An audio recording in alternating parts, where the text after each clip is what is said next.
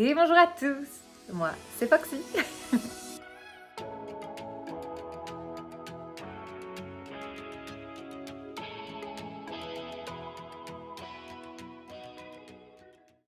Encore une vidéo à propos du déménagement. Mais cette fois-ci, on va pas parler du déménagement à proprement parler en Corée. On va parler des démarches et des choses auxquelles penser avant de quitter la France. Je vais vous donner toutes les choses que j'ai pu lister de mon côté. Attention, il n'y a pas d'ordre dans cette liste. Vous faites comme vous le sentez. L'une des premières choses auxquelles penser, j'en ai déjà parlé dans une de mes premières vidéos, c'est lancer les différents préavis, notamment pour le logement et pour le travail. En fonction de là où vous habitez, le préavis pour votre logement peut varier de 1 mois à 3 mois, donc zone tendue et zone non tendue. Typiquement, les grandes villes comme Paris, Nantes, Marseille, Lyon, Bordeaux, Lille, blablabla, et les plus petites villes, plutôt en province et hors région parisienne. Second point auquel penser, les diverses résiliations. On va inclure donc le fournisseur internet, le forfait téléphone, tous les fournisseurs d'énergie, gaz, électricité et eau. Et ensuite, tout ce qui va être salle de sport. Je fais la petite aparté sur la salle de sport parce que c'est généralement ce qu'on oublie de résilier et ce qui est prélevé tous les mois à hauteur de minimum 30 €. C'est bête, hein? Mais quand vous allez au bout du monde, vous n'avez pas forcément envie d'avoir des mensualités qui continuent à courir en France. Ensuite, appelez votre assureur dans 2 buts. Le premier, le prévenir que vous allez partir habiter à l'étranger, à lui demander les démarches à effectuer pour résilier les contrats en cours. De mon côté, j'ai une assurance pour ma voiture, l'assurance logement et la responsabilité civile. Pour l'assurance habitation, vous avez simplement envoyé l'état des lieux à votre assureur. Pour votre voiture, si vous souhaitez la vendre, vous aurez à envoyer le certificat de vente à votre assureur pour prouver que le véhicule n'est plus à vous.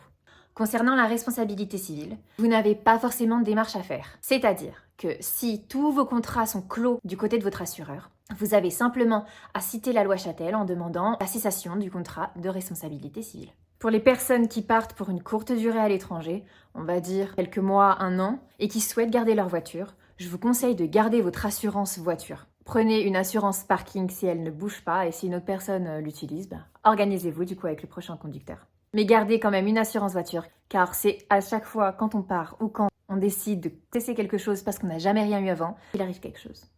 Concernant l'assureur, vous pouvez aussi lui demander s'ils offrent un contrat d'assurance de frais médicaux à l'étranger. Le mien ne le fait pas, il est spécialisé sur la France métropolitaine. Il y a d'autres assureurs qui le font. On va rester à peu près dans le même domaine, mais on va passer sur la banque. Le lien est très bizarre. Mais dans ma tête, ça fait sens! Il est possible que votre banque propose des assurances à l'étranger. Prenez rendez-vous avec eux, expliquez-leur la situation et ça vous permettra derrière de savoir toutes les possibilités de couverture des frais de santé, des incidents, des accidents, des rapatriements, etc. Profitez-en pour voir avec votre banque si vous pouvez bénéficier d'une option internationale ou de clore vos comptes en cours. Petit conseil perso, je pense qu'il est vraiment préférable de garder au moins un compte français. Après, vous faites bien ce que vous voulez. C'était juste mon petit conseil à moi. Et puis, ça vous permet de rester un minimum existant en France. La fille veut vraiment pas perdre son identité. Autre point qui n'est pas le moins important, on va parler des documents. C'est-à-dire effectuer les demandes de visa auprès de l'ambassade du pays dans lequel vous décidez de vous expatrier, relancer votre passeport et votre carte d'identité. Votre passeport, parce que ce sera votre papier d'identité à l'étranger, et votre carte d'identité, car en cas de retour en France, prématuré ou pas, vous avez, quoi qu'il arrive, votre papier d'identité français, toujours en cours de validité, et vous n'aurez pas à vous coltiner les démarches en entrant. À noter aussi que pour certaines procurations, la personne qui aura pouvoir à votre place lors de votre absence du territoire français aura probablement besoin de votre pièce d'identité en elle-même. C'est quand même mieux si elle est encore valide. Vous pouvez aussi effectuer votre demande de permis international, à savoir qu'en Corée, vous pouvez conduire pendant 1 an avec votre permis français. Très important à noter car les demandes de permis internationaux peuvent aller jusqu'à 9 mois. Je suis même sûre que l'année prochaine, lorsque je rentrerai en France pour voir ma famille, attention, j'ai pas dit quand, j'ai pas encore de date, ne prenez pas ça pour acquis. Ça c'était une petite aparté pour les membres de ma famille qui voient la vidéo. Je suis sûre du coup que je pourrai aller récupérer mon permis international à ce moment-là. Concernant les autres documents, comme les diplômes, les actes de naissance, actes de mariage, ils doivent être traduits et être apostillés. Alors, je sais pas si on dit être apostillé ou avoir une apostille à poser ou avoir une apostille. Pour ce faire, il va falloir aller demander une copie certifiée à la mairie de votre domicile afin d'envoyer cette copie à la cour d'appel de votre département pour tout ce qui est PVT et autres visas longue durée. Le volet numéro 3, vierge de votre casier judiciaire, devra être transmis lors de votre demande de visa. Ce document doit aussi être apostillé, mais il doit être envoyé à la cour d'appel de Rennes, qui est la seule cour d'appel de France à apostiller les casiers judiciaires. L'apostille du casier judiciaire prend 72 heures à la cour d'appel de Rennes, sans compter la réception à la cour d'appel du casier judiciaire et ensuite la réception à votre domicile suite à l'envoi par la cour d'appel. En gros, comptez une dizaine de jours. Le visa de tourisme, qui est initialement pour une durée de 3 mois, ne requiert pas ces documents. Restons dans tout ce qui va être administration et institutions françaises. Bah ouais, on peut pas y échapper en tant que Français, parce qu'on le sait, notre pays est un vieux dinosaure qui fonctionne avec de lourdes administrations. Chose très importante à effectuer, il s'agit du changement de votre adresse fiscale auprès des impôts. Car je suppose que vous n'avez pas forcément envie de payer double impôt. À ce sujet, restons dans le trésor public. Vérifiez que vous n'ayez pas d'amende en cours. Je vous le dis parce que c'est actuellement ce qui m'arrive. Je ne reçois aucun courrier chez moi depuis un bon moment. Et j'ai pu voir qu'il me manquait quelques points sur mon permis de conduire, soit 3. Et du coup, je ne sais pas si j'ai des amendes en cours et si elles ont été majorées. J'ai pas 400 € là à mettre dans des amendes. Hein. Puis clairement, vaut mieux quitter un pays avec aucune dette en cours auprès du trésor public. Parce que vous inquiétez pas, ils sauront vous retrouver quoi qu'il arrive. Petite chose à laquelle penser, faites suivre votre courrier. Vous pouvez le faire suivre à l'international, mais ça coûte les yeux de la tête. Ce que je vous conseille, c'est de le faire suivre chez un de vos proches, en qui vous avez confiance. Le dernier point n'est pas une obligation, mais je pense qu'il est clairement préférable de le faire. C'est un check-up de santé. Allez chez votre médecin traitant, demandez-lui un bilan sanguin, demandez-lui des prescriptions pour tout ce qui va être des bilans ophtalmologiques. Prenez rendez-vous chez votre dentiste pour un bilan dentaire. Faites tout ce que vous pouvez avant de quitter le pays pour 1.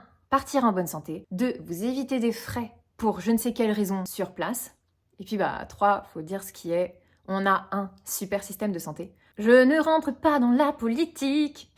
Il vaut mieux profiter de l'accès qu'on a aux soins ici avant de partir et d'être sûr de tout cadrer.